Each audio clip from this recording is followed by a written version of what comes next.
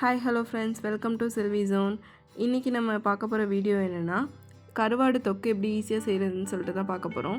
So வீடியோக்குள்ளே போகிறதுக்கு முன்னாடி மறக்காமல் நம்ம சேனலில் சப்ஸ்கிரைப் பண்ணிக்கோங்க, உங்கள் ஃப்ரெண்ட்ஸ் அண்ட் ஃபேமிலிக்கு ஷேர் பண்ணிக்கோங்க. ஸோ வாங்க வீடியோக்குள்ளே போகலாம்.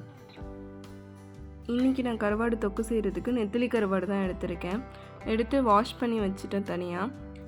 அதுக்கப்புறம் தொக்கு செய்கிறதுக்கு தேவையான இன்க்ரீடியன்ட்ஸ் வந்து என்னென்னா, ஒரு மீடியம் சைஸ் தக்காளி, ஒரு வெங்காயம், பூண்டு ஒரு 4 பல் இடித்து வச்சுருக்கேன், கருவேப்பிலை. இந்த கருவாடு தொக்கு செய்கிறதுக்கு ஃபஸ்ட்டு ஒரு கடாயில் வந்து நமக்கு தேவையான அளவு எண்ணெய் ஊற்றிட்டு எண்ணெய் சூடாகிற வரையும் வெயிட் பண்ணணும். எண்ணெய் சூடானதுக்கப்புறம் நம்ம கட் பண்ணி வச்சுருக்க வெங்காயம் போட்டு வதக்கணும்.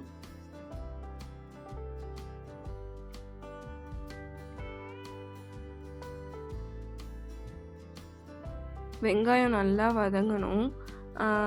கருவாட்டுக்கு வந்து உப்பு சேர்க்க தேவையில்லை. இப்போ நம்ம வெங்காயம் வதங்குறதுக்கு தேவையான அளவு உப்பு மட்டும் போட்டுக்கிறோம். கருவாடு வந்து அதிலே உப்பு இருக்கிறதுனால லாஸ்ட்டாக நமக்கு உப்பு பத்தலைன்னா சேர்த்துக்கலாம். இப்போ வெங்காயம் வதங்குறதுக்கு மட்டும் உப்பு போடுறேன்.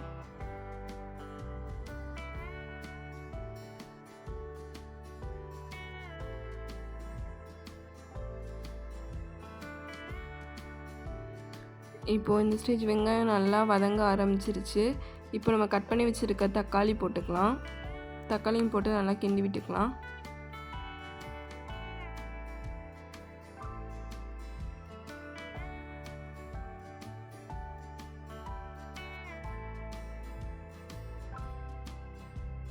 இப்போ பார்த்தாலே தெரியும், தக்காளி வெங்காயம் ரெண்டுமே நல்லா வெந்து வந்துருச்சு.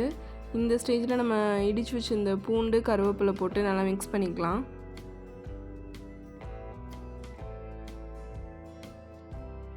இப்போ அந்த பூண்டு, தக்காளி, வெங்காயம், கருவேப்பிலை எல்லாமே சேர்ந்து கொஞ்சம் நேரம் வேகட்டும். அதுக்கப்புறம் வந்து நம்ம அந்த க்ளீன் பண்ணி வச்சுருக்க கருவாடு எடுத்து சேர்க்க வேண்டியது தான்.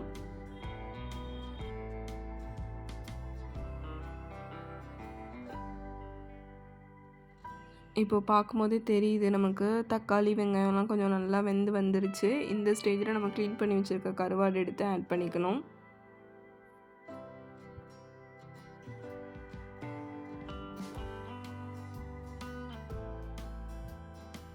இப்போது கருவாடு கூடவே நமக்கு தேவையான அளவுக்கு காரம் சேர்த்துக்கலாம், மிளகாத்தூள் சேர்த்துக்கலாம்.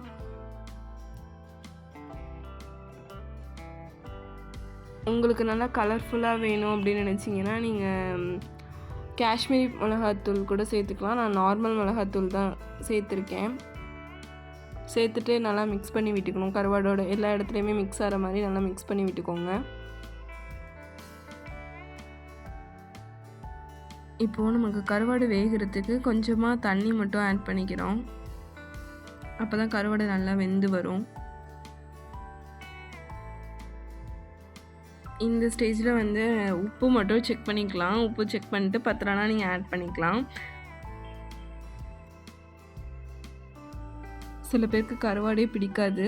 உங்களில் யார் யாருக்கெல்லாம் கருவாடு பிடிக்கும்னு சொல்லிட்டு மறக்காமல் கமெண்ட் பண்ணுங்கள்.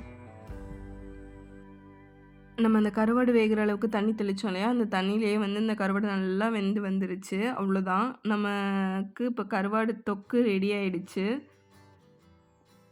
இப்போ நம்ம சிம்பிளாக குயிக்காக ஒரு கருவாடு தொக்கு செஞ்சாச்சு. மறக்காமல் உங்கள் எல்லாம் யார் யாருக்கெல்லாம் கருவாடு பிடிக்கும்னு சொல்லிட்டு கமெண்ட் பண்ணுங்கள். இந்த ரெசிபி கண்டிப்பாக உங்கள் வீட்டில் ட்ரை பண்ணி பார்த்துட்டு அதோட அவுட்புட் எப்படி இருந்துச்சு அப்படின்னு சொல்லிட்டு அதையும் உங்களோட கமெண்ட் பாக்ஸில் சொல்லுங்கள். உங்களோட ஃப்ரெண்ட்ஸ் அண்ட் ஃபேமிலிஸ்க்கு இந்த வீடியோ ஷேர் பண்ணுங்கள். மறக்காமல் நம்ம சேனலை சப்ஸ்கிரைப் பண்ணிடுங்க.